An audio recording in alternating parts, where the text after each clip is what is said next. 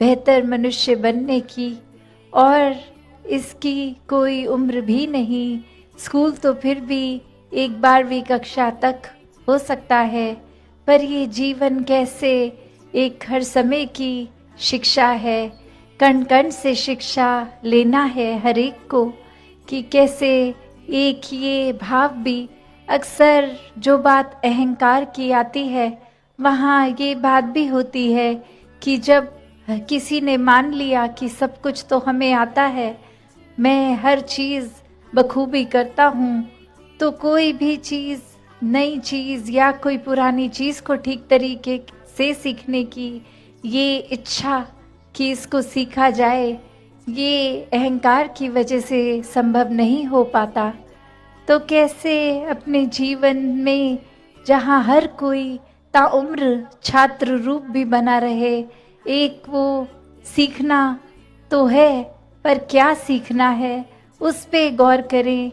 क्योंकि पूरा दिन अगर हम देखें तो ये आँखें भी, ये कान भी, ये ज़बान भी, ये बुद्धि से भी हर तरह के ये जो हमें इनपुट्स मिल रहे हैं, तो क्या हर एक चीज़ सीख लेना समझदारी है?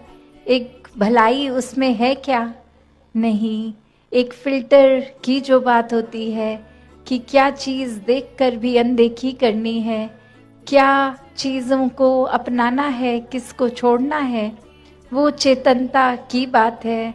और ये चेतनता ब्रह्म ज्ञान से जहाँ एक ये स्पिरिचुअल लाइफ में तो हर समय ये बहुत ही अच्छा माध्यम, ये टूल। पर एक और बात भी देखी जाए कि अगर हम कोई दुनियावी, कोई मटीरियलिस्टिक अपनी रिस्पॉन्सिबिलिटी, कोई काम काज भी कर रहे हैं, कुछ भी कर रहे हैं, तो उसमें भी चेतनता होनी बहुत ज़रूरी होती है। चाहे वो अक्सर छोटा सा एग्जाम्पल ड्राइविंग का भी, कि सड़क पे होते हैं तो अक्सर वही पंक्ति बार बार नज़रों के आगे आती है कि सावधानी हटी दुर्घटना घटी। तो ये हर समय चेतनता की बात है कि कहाँ पे हैं हम इस समय, वो एक एक पल का हमें होश, वो खबर, उस पल में ही रहें। वरना तो सोच एक सेकंड लगता है इधर उधर भागने में, ध्यान भटकने में। तो कैसे जहाँ उपस्थित है शरीर, वहाँ मन को भी उपस्थित रखना है, और ये चेतनता हर समय की जीवन में हो।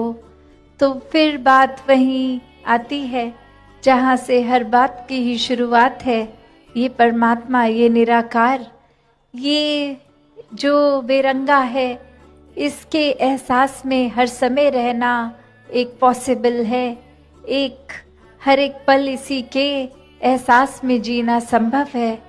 और ये कोई बहुत कल्पना की कोई किताबी बातें नहीं हैं। हर कार्य करते हुए इसके ही एहसास में अगर रहा जाए तो ये परमात्मा हमारे जीवन में और गहराई से उतरता है।